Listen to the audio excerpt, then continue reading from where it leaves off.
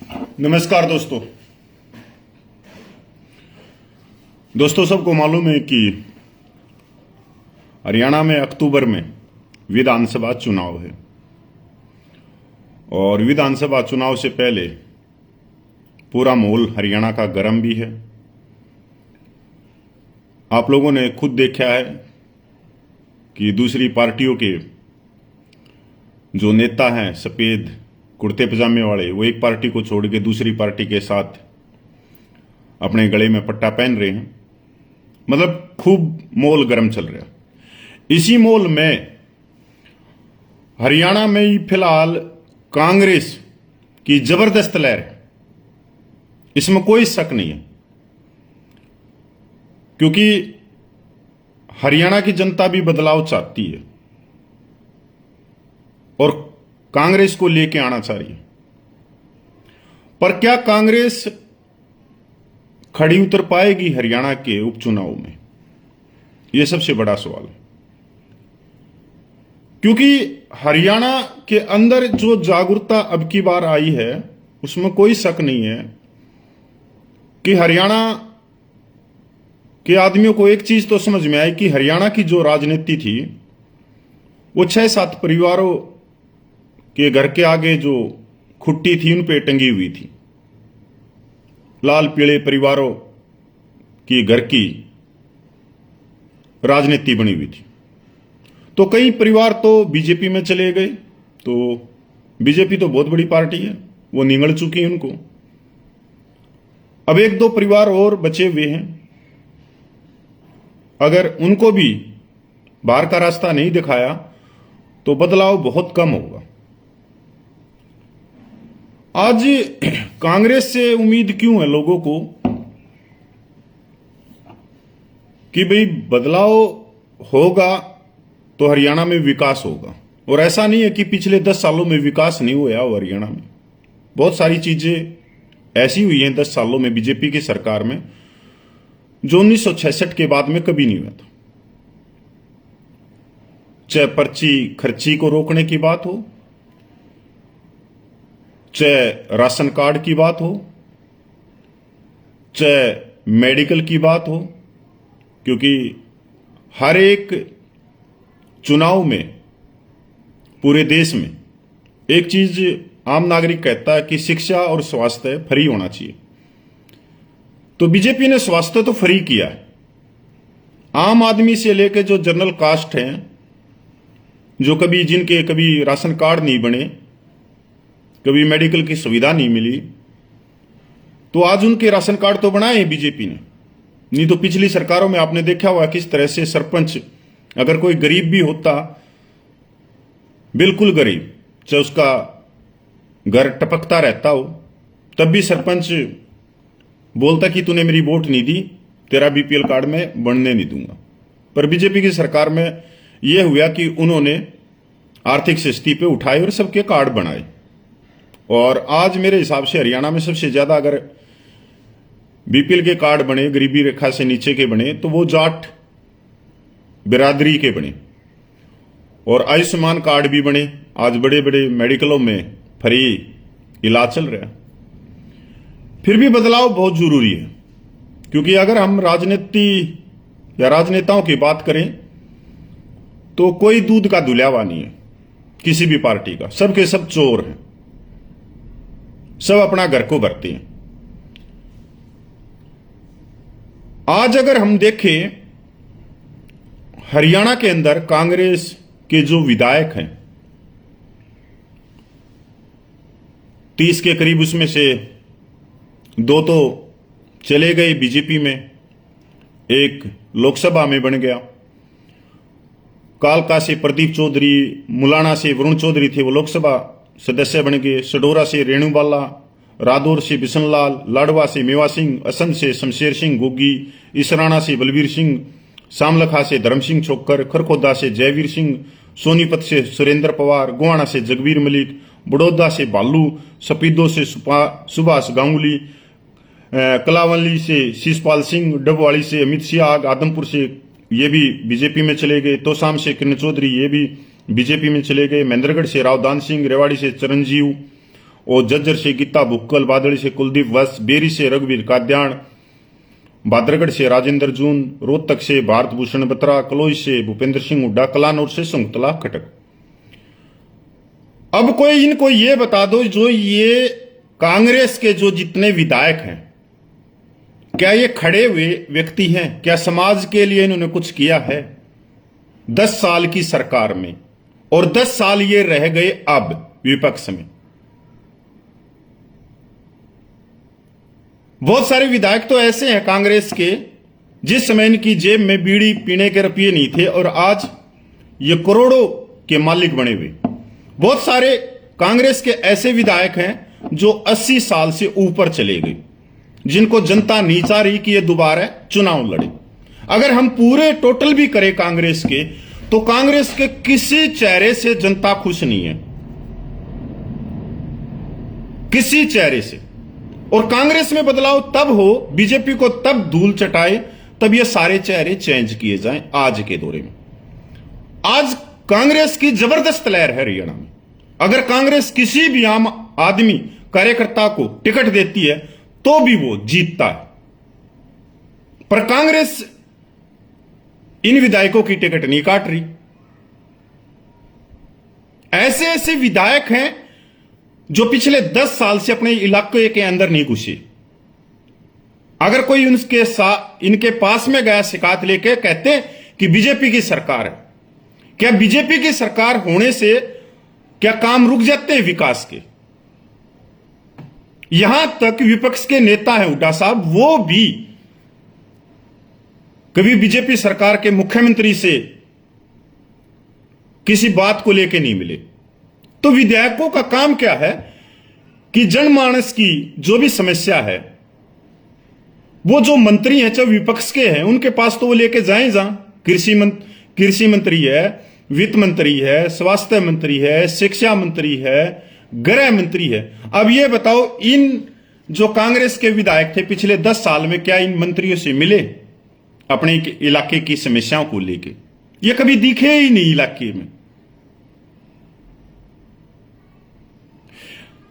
अब बात करा कि हुड्डा साहब को अगर पीछे नहीं हटाया राहुल गांधी ने, तो कांग्रेस मेरे को तो लग नहीं रहा किसी टक्कर में आएगी, क्योंकि यह समझ में सबसे पहले आया है रोहतक जज्जर सोनीपत वालों को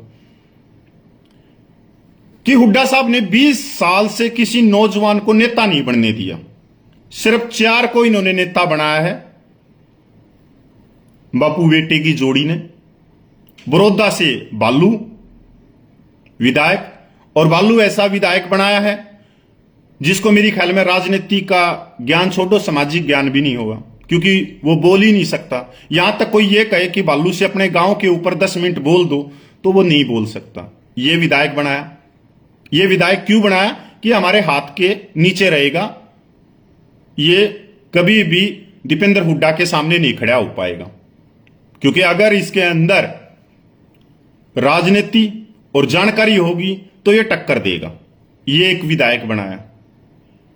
दूसरा विधायक इन्होंने बनाया बादड़ी से कुलदीप वत्स को, जो 2014 में कांग्रेस के खिलाफ लड़ा और बाबू बेटे के ऊपर जितने आरोप उसने लगाए, इतने तो कभी बीजेपी ने भी नहीं लगाए।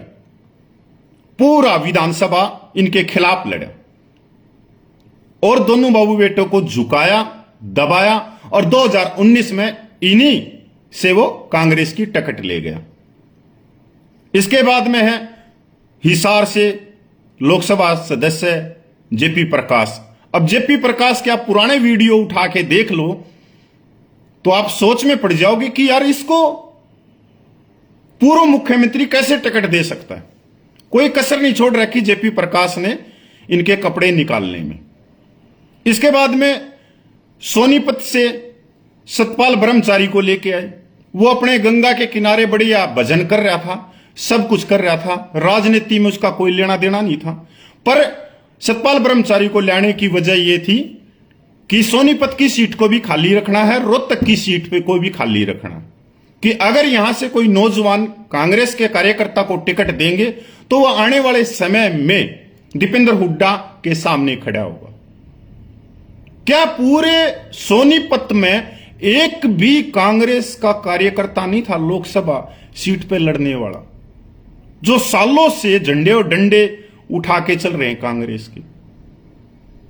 अब कहेंगे नहीं वो तो सीट निकालनी थी। क्यों भाई, क्या रोहतक की सीट इन्हीं के नाम लिख रखी है? राज्यसभा में भी यही जाएं, लोकसभा में भी यही जाएं, मुख्यमंत्री भी यही बने, विधायक भी यही बने, और जज्जर रोहतक सोनीपत के जो नौजवान है वो चपड़ासी की नौकरी करे, डी ग्रुप की नौकरी करे। डी ग्रुप की नौकरी इस तरह से बांट रहे हैं ये, जैसे अपने घर से बांट रहे हैं। अरे हम जब अंगूठा ही नहीं लगाएंगे तो भाई मुख्यमंत्री कौन बना देगा? इसके बाद में करनाल से बुद्धिराज को लेके आए। बुद्धिराज का आप लोगों ने सबने पता है कि वो दीपेंद्र हुड्डा का कितना बड़ा चापलूस है, और 9 की 9 विधानसभा हारी है कांग्रेस करनाल में। क्या ये साठगांठ नहीं थी? क्या ये बीजेपी को फायदा पहुंचाया नहीं गया? आज अगर कांग्रेस के जो विधायक हम कह लेते हैं कि जो कांग्रेस के विधायक हैं, क्या वो विधायक इन्होंने बनाए हैं? अगर हम बात करें सबसे पुराने वालों में से रघुवीर कादियान की, तो रघुवीर कादियान तो लोकदल से था, वो तो लोकदल को तोड़ के आया था।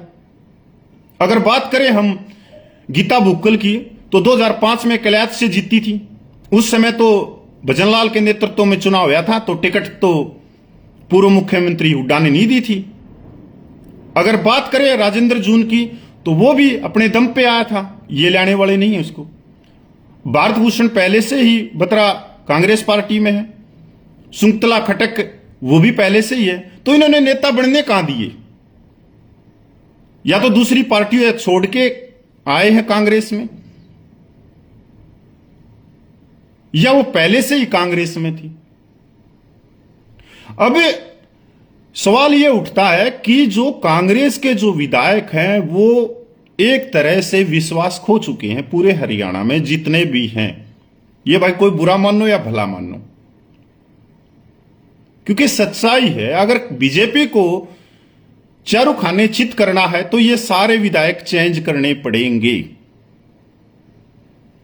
अगर नहीं करने थे चेंज, तो भाई क्यों आप लोगों ने एक एक विधानसभा में 4-4 नेताओं को थपकी मारी? क्यों उनका नाश करवा दिया?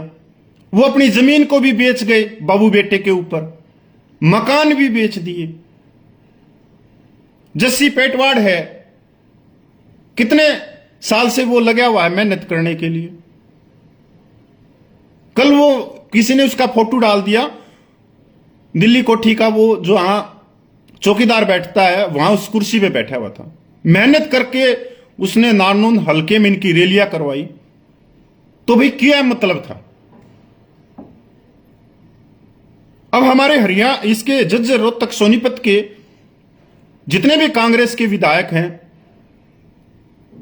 कोई भी खड़ा नहीं है जनता की नजरों में, एक भी विधायक नहीं खड़ा है।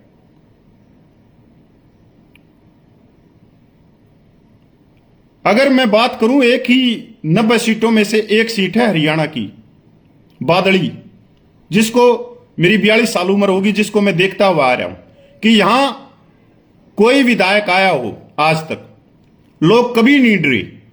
विधायक को जितनी खड़ी खोटी सुना सकते हैं सुनाई है, भाग लिया है विधायक यहां से आज तक, कि सिर्फ एक बादड़ी हल्का ऐसा है जो कभी विधायक से डरा ही नहीं, वो गाड़ी में बैठ के भाग लिया है। नहीं तो पूरे हरियाणा के विधायक हैं, और खासकर मैं कांग्रेस पार्टी के विधायकों की बात करें तो 20 फुट से दूर से बात करते हैं आम जनता। और महम में तो कहावत है कि जितनी बड़ी माला उतनी बड़ी सरकारी नौकरी, और 20 फुट से बात करते थे उससे। अगर आज हम कांग्रेस के विधायकों की बात करें, मेरे को जज्जर के अंदर 4 विधायक हैं, चारों कभी मेरे को समाज में नहीं दिखे। ये समाज में आते थे 20 या 25 दिन के बाद में एक बार अपनी कोठी में फोटो खिंचवाने के लिए। कोरोना महामारी में इनका आता पता नहीं लगा। हमारा एक बादली का विधायक है, वो कोरोना वायरस में मैदानता में पड़ गया जाके, 2 टैंकर तो ऑक्सीजन के पी गया मेरा बेटा। और यहां पर बादली हलके में लोगों को प्लास्टिक की थैली में 200 ग्राम ऑक्सीजन नहीं मिली, और आज तक कभी समाज में नहीं रहता। हां, इसका एक भाई छोड़ रखा है, एक लड़का छोड़ दिया भंडारे खाने के लिए। भंडारे जितने होंगे ना बादली में, वहां पे भाई और बेटा पूछ जाएगा। अब ये खसम क्या कर रहा है, तो ये तो बादली की जनता ने पता है ये कहां 2 के 4 करता है, कहां कहां घुसा रहता है, कहां कहां कंपनियों के अंदर पूरे 5 साल में उनमें आना जाना, क्या करने जाता है क्या नहीं करने जाता। पर आम जनमानस के लिए क्या है भाई। अब मेरा अगला सवाल, मेरा क्या आप लोगों का अगला सवाल होगा, तो भाई बीजेपी के कौन से दूध के धुले हुए हैं? बिल्कुल नहीं है। बीजेपी के जो विधायक थे वो तो भूखे मरते थे। एक एक विधायक तो ऐसा है जिन्होंने महेंद्रगढ़ भिवानी के जो पहाड़ 200 फुट खुदने थे वो 400 फुट खुदवा दिए। जो भूखे मरया करते, सब ने पैसा कमाया है। बीजेपी के कौन से दूध के धुले हुए? कोई सर्टिफिकेट नहीं है बीजेपी में। तो एक बंदे की तो मैं कहता हूं भाई, वो आप लोगों ने देखा है। और सारी राजनीतिक जितने नेता थे, एक तरह से उसने तमाचा मारा है। और वो बीजेपी ने बनाया नायब सैनी को मुख्यमंत्री। और ऐसा मुख्यमंत्री मैंने तो अपनी जिंदगी में देखा नहीं, जिसने अपनी गार्ड भी हटा दी। मुख्यमंत्री आता है ना, जब प्रशासन कितना टाइट हो जाता है, 4 डिस्ट्रिक्ट की तो पुलिस एक जगह पे इकट्ठी हो जाती है। और नायब सैनी ने हर चीज को तोड़ दिया, आम नागरिक की तरह लोगों के साथ में मिल रहा है। सीएम हाउस खोल दिया चंडीगढ़ में, 24 घंटे कोई आओ कोई जाओ। कोई वो लोहे की वो बोलते ना, जैसे उड़ा दिल्ली कोठी में पिंजरा बना रखा है इन्होंने, बाबू बेटे ने, पिंजरे में खड़े हो जाओ ऐसे करके, पिंजरे से दिखना चाहिए। पर मुख्यमंत्री नायब सैनी ने एक तरह से आम जनमानस में रहा है वो 4.5 महीने। ऐसा मुख्यमंत्री हमने तो देखा नहीं तो भाई मुख्यमंत्री तो हरियाणा में ऐसे मुख्यमंत्री जिनके पास भी नहीं पूछ सकते लोग, आम नागरिक की तो बात ही दूर है, पिंजरे में खड़ा होकर उसको एप्लीकेशन देनी पड़ रही है। और यहां मुख्यमंत्री को खड़ी खड़ी सुना रहे हैं। मैं चंडीगढ़ में रह रहा हूं, मैं कई बार गया हूं, लोगों का मैंने देखा है, वहां उनके साथ में वार्तालाप देखा है। और खूब करड़ी करड़ी कह रहे हैं नायब सैनी को अपने काम के लिए। नायब सैनी हंसता रहता है और तुरंत प्रभाव से अगला फैसला भी लेता है। जहां फोन करने होते हैं प्रशासन को फोन भी करता है।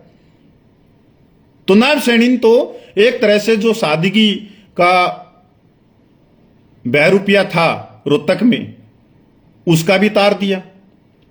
अब आज गणे भाई मेरे को गाड़ दे जाएंगे, ये तो मैं जानता हूं चप्पल उठाऊ नेता हैं, चप्पल उठाऊ नेता है, ये कांग्रेस के नेता नहीं है, ये बाबू बेटा के चापलूस व्यक्ति हैं। पर ऐसा कोई भी कांग्रेस का नेता सफेद पोस्ट कभी भी मेरे को गाली नहीं देकर जाएगा। मेरे को रोज मिलते हैं 2-2, 3-3, नुला बिल्कुल भाई खींच के ले रहा है। अगर हम ये चीजें पहले बोलते तो आज हमारे रोहतक, झज्जर, सोनीपत से नौजवानों को मौका मिलता।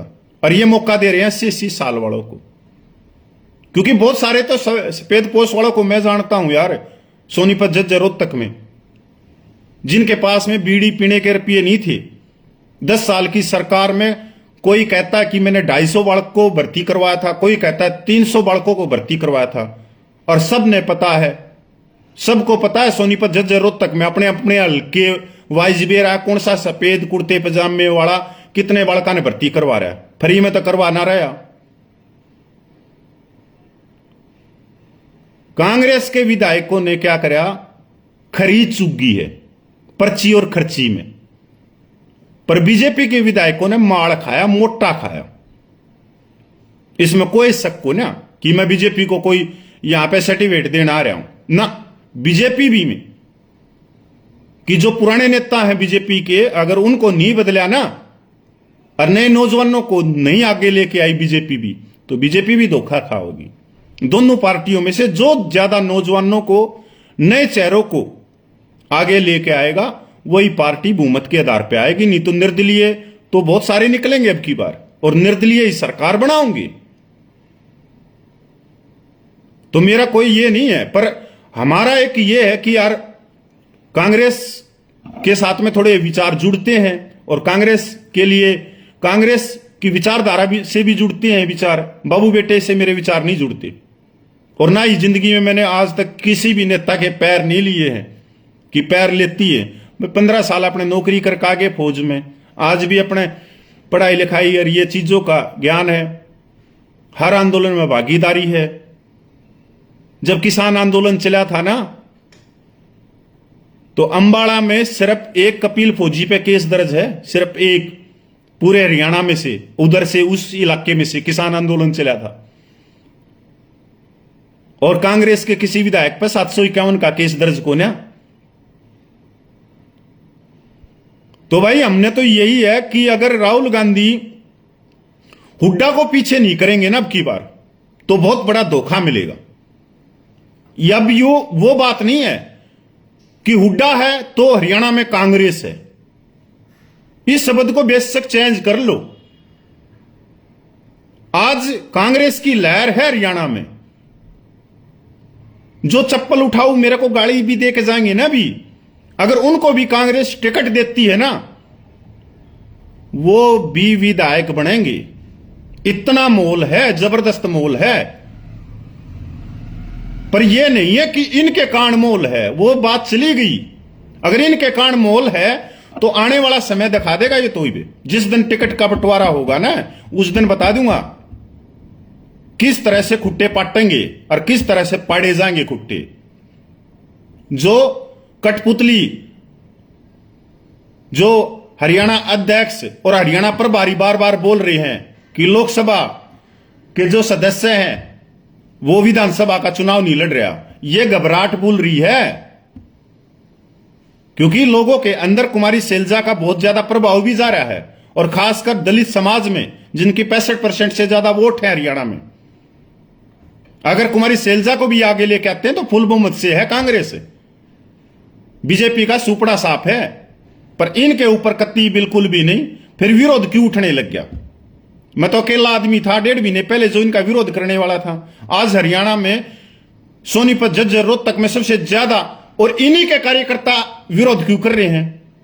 लोग कह देंगे हम तो बीजेपी के हैं, हम तो बीजेपी से आज तक कभी मिले भी नहीं है।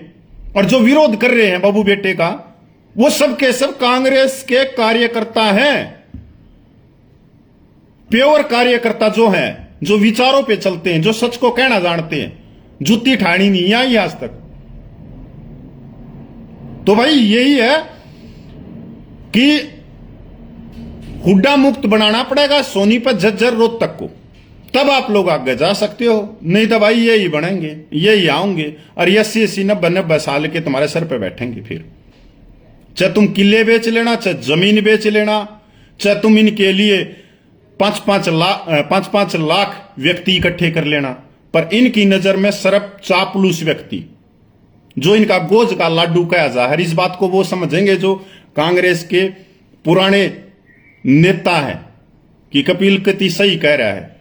अगर झज्जर में से एक भी, झज्जर, रोहतक, सोनीपत में तो एक भी कांग्रेस का नेता ये कह देना कि मैं बीजेपी से जुड़ा हुआ हूं, और जितनी बात मैं ये कह रहा हूं इतनी बात तो मैंने इनके मुंह पे कही है, कोठी में दोनों बाज लिए हैं कि आप हमारे इलाके के अंदर होते हुए नौजवानों को आगे क्यों नहीं लेके आ रहे। मेरे यह बात समझ में नहीं आई, और जिस दिन मेरे बात समझ में आई उस दिन तो मैं कहने लग गया था हाँ ये गलती होगी कि लोकसभा में विरोध नहीं करा, क्योंकि उस समय सिचुएशन दूसरी थी कि नए व्यक्तियों को टिकट मिलेगी। पर अब तो क्लियर हो गया, मैं तो टिकट नहीं चाह रहा ना भाई, मेरे को मन्ना दो, अरे दूसरों को तो दे दो।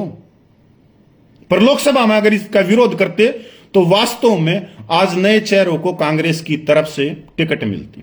राहुल गांधी ने तो दोनों हाथ पीछे कर लिए, वो तो बोल ही नहीं रहा क्या है क्या नहीं है।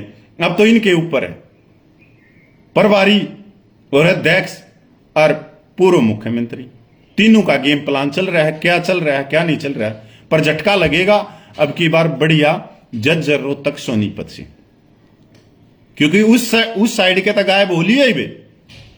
जो लाल परिवार थे वो तो होली है, वो तो बीजेपी में जाके अपने स्नान कर लिया उन्होंने। और सही रहा कि कम से कम उस साइड के नए चेहरों को तो मिलेगी।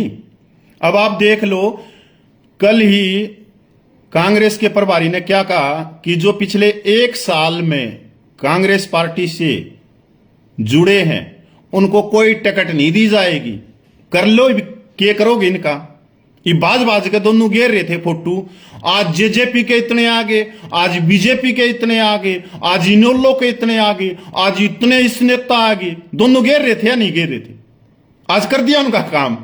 वो ना इस साइड के रहे ना उस साइड के रहे, और ऐसा ही करके छोड़ते हैं, ना इस साइड के रहे ना उस साइड के रहे। बबली का कर दिया, ना इस साइड का ना इस साइड का ना इस साइड का।